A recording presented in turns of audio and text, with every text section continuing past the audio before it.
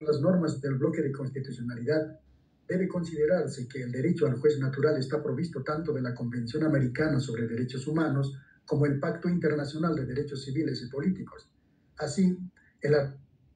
1 de la citada convención establece dentro de las garantías jurisdiccionales al derecho de toda persona a ser oída con las debidas garantías y dentro de un plazo razonable por un juez o tribunal competente, independiente e imparcial, establecido con anterioridad por la ley, en la sustanciación de cualquier acusación penal formulada contra ella o para la determinación de sus derechos y obligaciones de orden civil, laboral, fiscal o de cualquier otro carácter. Por su parte, el artículo 14.1 del Pacto Internacional de Derechos Civiles y Políticos señala que toda persona tiene derecho a ser oída públicamente y con las debidas garantías por un tribunal competente, independiente e imparcial establecido por la ley.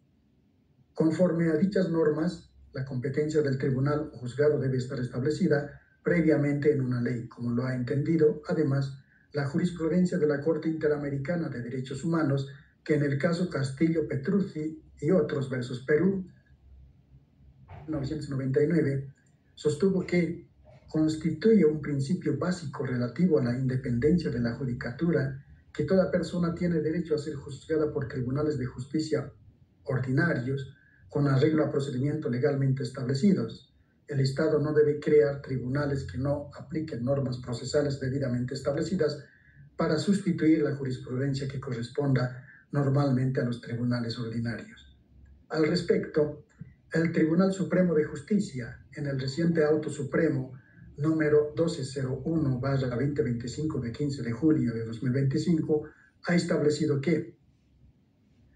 la vulneración de la garantía constitucional del juez natural, al constituirse un defecto absoluto, no es susceptible de convalidación. Por ello, que la verdad sobre la presunta comisión de un hecho reprochable penalmente no debe investigarse y sancionarse en abierto desconocimiento de las normas para precautelar derechos y garantías constitucionales. En ese sentido, bajo el principio de supremacía constitucional como eje rector del sistema jurídico, todas las autoridades encargadas de administrar justicia tienen el deber de garantizar la vigencia y efectividad de los principios, valores, fines, derechos y garantías reconocidos tanto en la Constitución como en los instrumentos internacionales de derechos humanos, en particular, conforme a lo dispuesto por el artículo 1 de la Convención Americana de Derechos Humanos. Los Estados partes asumen la obligación de respetar los derechos y libertades consagrados en dicho instrumento, así como la de garantizar su libre y pleno ejercicio. En consecuencia, cualquier acto que vulnere estos derechos o garantías puede ser imputado al Estado y dar lugar a su responsabilidad internacional. Numeral 3. La obligación de observar la competencia en razón de materia y en cualquier estado del proceso. Al respecto, la doctrina legal aplicable establecida en el Auto Supremo 491/2012 de 14 de diciembre de 2012 ha establecido que, en consideración al carácter de orden público que revisten las reglas de competencia, cualquier vulneración al respecto debe ser observada aún de oficio y en cualquier estado del proceso, a fin de imponer la sanción que corresponda, no pudiendo la actuación de las partes o de los propios administradores de justicia convalidar las infracciones referidas a la competencia de los jueces, salvo que se trate del elemento territorio, en cuyo caso la actuación de las partes, sea en forma expresa o tácita, puede generar la llamada prórroga de la competencia, figura que en ningún caso opera respecto al elemento materia, cuya inobservancia dará lugar a la declaración de incompetencia en cualquier estado del proceso e incluso la nulidad de las actuaciones y determinaciones a su competente puede ser dispuesta fuera del proceso, conforme dispone el artículo 122 de la Constitución Política del Estado, que determina que son nulos los actos de las personas que usurpen funciones que no les competen, así como los actos de las que ejercen jurisdicción o potestad que no emane de la ley. La incompetencia en razón de materia y la convalidación de actos procesales realizada por jueces o tribunales para conocer hechos más graves que haya conocido hechos de menor gravedad, está regido por el artículo 46 y 47 del Código de Procedimiento Penal, que a continuación se transcribe. Artículo 46. Incompetencia. La incompetencia por razón de materia será declarada aún de oficio en cualquier estado del proceso. Cuando se la declare, se remitirán las actuaciones al juez o tribunal competente y cuando corresponda se pondrán los detenidos a su disposición. La inobservancia de las reglas de la competencia por razón de materia producirá la nulidad de los actos. La declaratoria de incompetencia aún de oficio tiene su sustento constitucional establecido en el artículo 115, parágrafo 2 de la Constitución Política del Estado, que manda: el Estado garantiza el derecho al debido proceso, a la defensa y una justicia plural, pronta, oportuna, gratuita, transparente y sin dilaciones. De seguir tramitando el proceso por un juez o tribunal sin competencia, se estaría incurriendo en la vulneración del mandato constitucional establecido en el artículo 122 de la Constitución Política del Estado, que dispone imperativamente: son nulos los actos de las personas que usurpan funciones que no les competen, así como los actos de las que ejercen jurisdicción o competencia que no emane de la ley. El Tribunal Supremo de Justicia, en el Auto Supremo 1201 de 2025, de 15 de julio de 2025, dispone que todas las autoridades jurisdiccionales que tengan que resolver cuestiones o reclamos sobre su competencia tienen que analizar y establecer tales cuestionamientos, considerando el carácter absoluto e improrrogable de dicha facultad, puesto que ni aún con el previo acuerdo de partes puede trasladarse la competencia de una autoridad competente en una materia a otra diferente. Fundamentos que le dan la calidad de ser una cuestión de orden público, que permite la posibilidad de ser observada aún de oficio y en cualquier estado del proceso, conforme prevén los artículos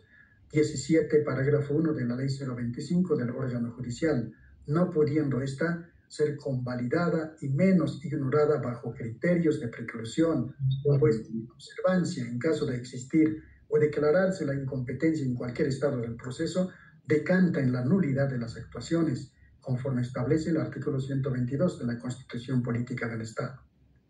Este razonamiento cobra mayor relevancia en aplicación al control de convencionalidad que deben ejercer las autoridades públicas del Estado, que los jueces y tribunales, si bien están sometidos y sujetos al imperio de la ley, se encuentran obligados a cumplir y aplicar las disposiciones constitucionales y convencionales, este último emergente de la firma y ratificación de la Convención Americana de Derechos Humanos, que consagra como derecho humano el debido proceso y el juez natural a través del artículo 8 convencional. Numeral 4. El fuero del juicio de responsabilidades o juicio de privilegio.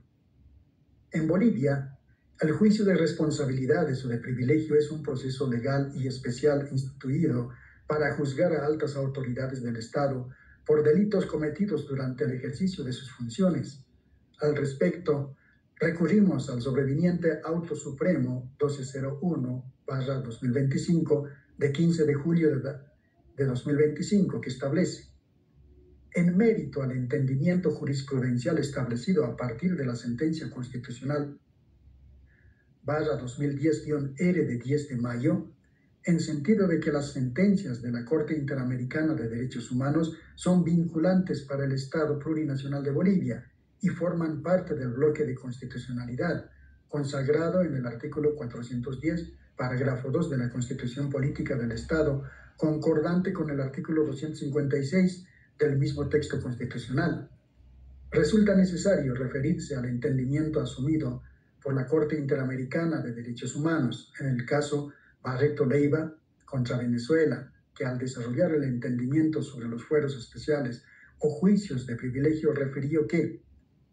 el fuero ha sido establecido para proteger la integridad de la función estatal que compete a las personas a las que alcanza esta forma de inmunidad y evitar así que se altere el normal desarrollo de la función pública. No constituye un derecho personal de los funcionarios, sirve al interés público. Entendido en estos términos, el fuero persigue un fin, convención, Por su parte, la conexidad busca el fin, convencionalmente aceptable, de que un mismo juez conozca diversos casos cuando existen elementos que los vinculen entre sí. De esta forma, se evita incurrir en contradicciones y se garantiza la unidad de las decisiones y la economía procesal. En nuestra normativa se cuenta la vigente Ley número 044, promulgada el 8 de octubre de 2010, Ley para el juzgamiento de la presidenta o presidente o de la vicepresidenta o vicepresidente, de altas autoridades del Tribunal Supremo de Justicia, Tribunal Agroambiental, Consejo de la Magistratura, Tribunal Constitucional Plurinacional y del Ministerio Público, cuya naturaleza jurídica queda establecida en el artículo 2, parágrafo 1, que dispone lo siguiente.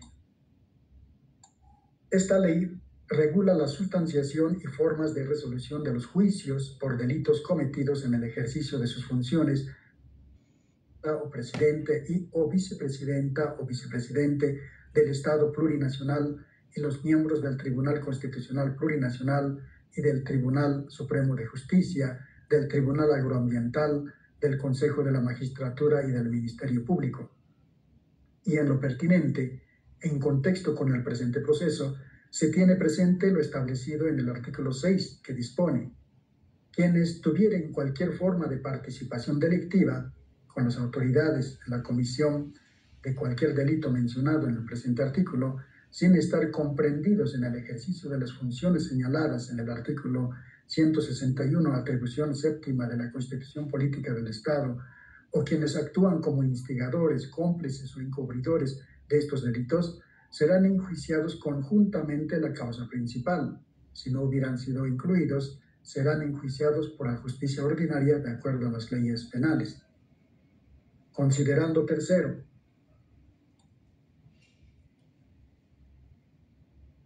de los antecedentes descritos en el parágrafo 1 de la presente resolución y de los cursantes en obrados, se tiene lo siguiente. Numeral 1. En lo pertinente, se tienen las acusaciones del Ministerio Público y las acusaciones particulares del Ministerio de Justicia por intermedio del Servicio Plurinacional de Asistencia a la Víctima, SEPDAVI, la Procuraduría General del Estado y el Ministerio de Gobierno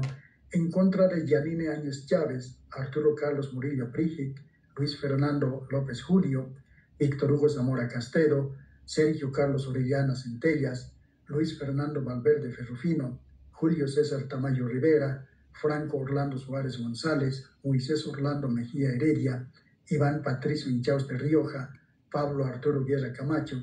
Rodolfo Antonio Montero Torricos, Eloy Iván Rojas del Carpio, Ciro Orlando Álvarez Guzmán, Julio William Cordero Alborta, Aldo Bravo Mendoza,